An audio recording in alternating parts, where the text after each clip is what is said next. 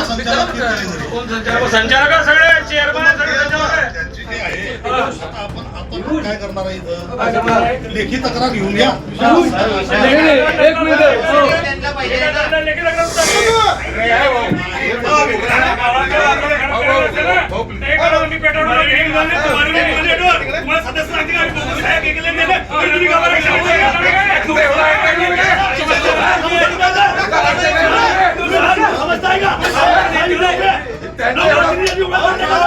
हा सगळा गोंधळ जळगाव जिल्ह्यातील मुक्ताईनगर येथील सहाय्यक निबंधक कार्यालयात सुरू आहे.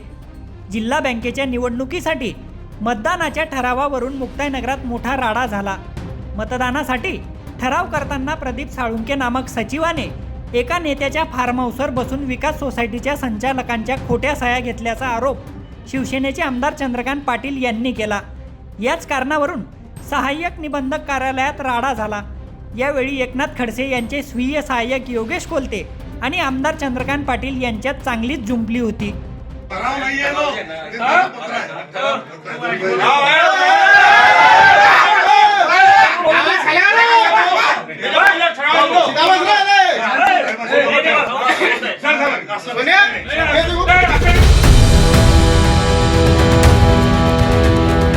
आमदार चंद्रकांत पाटलांनी या प्रकरणात गंभीर आरोप करत सदरचे ठराव रद्द करण्याची मागणी केली आहे. जिल्हा बँकेच्या निवडणुकीसाठी प्रत्येक सोसायटीच्या आपल्याकडे असलेल्या 30 सोसायट्या, सहकार सोसायट्या, विविध कार्यकारी सोसायट्या आहेत. त्यांच्यामधून एक प्रतिनिधी जिल्हा बँकेत एक प्रतिनिधी पाठवण्यासाठी त्या तालुक्यात निवडणूक होत असते. आज मुक्ताईनगर तालुक्यातल्या निमखेडी, सारोडा, आणखी 2-3 ग्रामपंचायती असतील, 2-3 सोसायट्या असतील, तिथे आज निवड होती. त्या दृष्टिकोनातून ही प्रक्रिया चाललेली, सगळीकडे प्रक्रिया झाली आहे. पण खऱ्या अर्थाने 4 दिवसापूर्वीच मुक्ताईनगर तालुक्याच्या हे प्रदीप भाऊ साळुंके आपल्याला जे सेक्रेटरी आहे ते मुक्ताईनगर तालुक्याचे प्रॉपर निमखेडी गावचे रहिवासी आहे आणि निमखेडी गावचे सोसायटीचे सेक्रेटरी आहे आणि सारोड्याचाही त्यांना पदभार दिलेला आहे. म्हणजे ते तुम्ही कार्यक्रम तो धरतात. सारोडा निमखेडी हे बहुतेक आपल्या स्थानिक पत्रकारांमध्ये नातेगोत्याचं गाव आहे. दोघं एकामेकाही नातेगोते गाव. मी यांना DDR साहेबांना विनंती केली, मी चेअरमन जिल्हा बँकेला विनंती केली, मी MD जिल्हा बँकेला विनंती, मी कलेक्टर महोदयांना विनंती केली, फोन केला, सगळ्यांना हे निवेदन दिले की प्रदीप साळुंके तिथे जर निवडणूक निर्णय अधिकारी असेल तर ही प्रक्रिया निकोपपणे पार पडणार नाही आणि असं जर होत असेल तर किमान लोकशाहीचा गळा घोटला जाईल. म्हणून खऱ्या अर्थाने त्या चेअरमनला, व्हाईस चेअरमनला आणि बॉडीला निर्णय घेण्याचा पूर्ण अधिकार आपण द्यावा. म्हणून यांना पण तात्पुरतं निवडणूक पुरतं तरी बाजूला करावं अशा पद्धतीचं मी पत्र यांना 4 दिवसापूर्वी दिलेलं आहे. तशी नोटीस पण यांना DDRने दिली. पण तरी पण हे एका विशिष्ट हेतूने बरबडलेला विषय असल्यामुळे प्रदीप साळुंकेंनी आज सारोडा ग्रामपंचायतीमध्ये चेअरमन साहेब बसल्यास होता.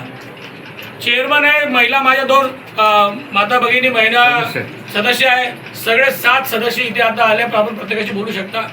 तिथे चर्चा चालू असतानाच प्रोसिडिंग निषेध टाकला आणि प्रोसिडिंग घेऊन डायरेक्ट एका नेत्याच्या फार्म हाऊसवर जाऊन बसले. तिथून यांनी फोन तयार केले लोकांना, यांना चेअरमन साहेबांना केला, यांना केलं, त्यांना बोलवलं. चेअरमन साहेबांनी तिथे पण DDR साहेब सांगितलं ठीक आहे, आमच्या मताचा उद्या तुम्हाला काय असेल मदत लागेल तेव्हा आम्ही मदत करू अशा पद्धती सांगितल्यावर मी यांच्या मतात जाणार असल्यावर हे तिथून निघून आले. सगळं प्रकरण मला माहीत पडल्यापूर्वी मी DDR साहेबांना 2 तासाहून फोन करतोय की असं आज होणार आहे, असं आज होणार आहे. DDR साहेब इथे आल्यानंतर तिथून जसे सेक्रेटरी निघाले प्रदीप साळुंके त्यांनी फोन स्विच ऑफ केला, जाऊन तिथे बसले. आता त्यांचा जर CDR काढला, त्यांना कोणाकोणाचे फोन आले, कोणाकोणी फोन आता येत आहे की ते कोणाशी बोलताय हे आता लक्षात येईल. ही राजकीय प्रक्रिया जरी असली तरी ती निवडणूक म्हणून पारदर्शक झाली पाहिजे असं माझं आणि सगळ्यांचंच मत आहे. कोणाची ज्याच्या बाजूने संचालकांचं मत असेल त्याचा ठराव करून त्याला जिल्हा बँकेतलं प्रतिनिधी ठरवण्याचा अधिकार त्याला दिला पाहिजे. पण हे सेक्रेटरी म्हणून यांनी आतापर्यंत हाच विषय केलेला आहे. यांच्यावर अनेक आरोप त्या संस्थेचे आहे, चेअरमन साहेबांचे, सगळ्या सदस्य साहेबांचे, सगळ्यांचे आहे. आणि आता हे सगळं काय झालंय, मुंग गिळून सगळे शांत बसले. म्हणजे आमचे AR साहेब तर काही बोलत नाही, चौकशी करतो सांगतो. आता समोर सदस्य आहे ते सांगता आम्ही नव्हते, आमचा अंगठा नव्हता पुढे, आम्ही नव्हते, 2 महिला भगिनी शेतात होत्या, तर त्यांना मी आता चौकशीच करतो. आता काय चौकशी करणार आहे इथे सगळे सदस्य समोर असताना.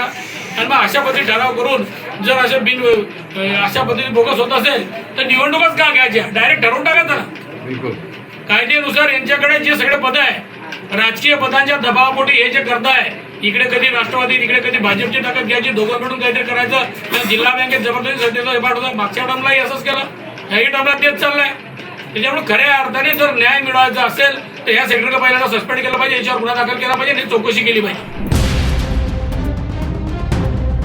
जिल्हा बँकेच्या निवडणुकीला अजून वेळ आहे, परंतु ठराव करण्याच्या प्रक्रियेपासूनच राजकारण तापू लागलंय.